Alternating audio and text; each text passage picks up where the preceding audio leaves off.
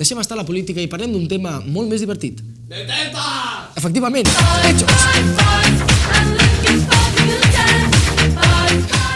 Fa algunes setmanes vam parlar d'una polèmica mesura que es va prendre a Itàlia. El govern de Berlusconi, concretament la ministra de Joventut, Giorgia Meloni, va aprovar un projecte de llei pel qual es prohibeixen les operacions d'augment de pit a les menors d'edat. Com no podria ser d'una altra manera, a qualsevol cosa estem molt atents a aquest tipus de notícies, però en aquest cas encara més, i per això hem seguit l'evolució d'aquesta iniciativa. Malauradament, la cosa sembla que tirarà endavant.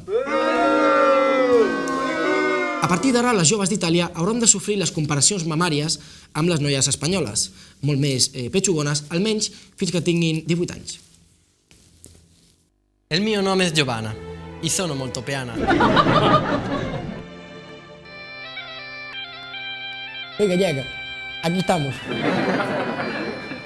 Tengo 17 años y continúo molto piana, pero pronto podré operarme. Hey, gallega, aquí seguimos, as tetiñas e os percebiños. Sono molto contenta. Mi ho operato las tetine y ya no sono plana.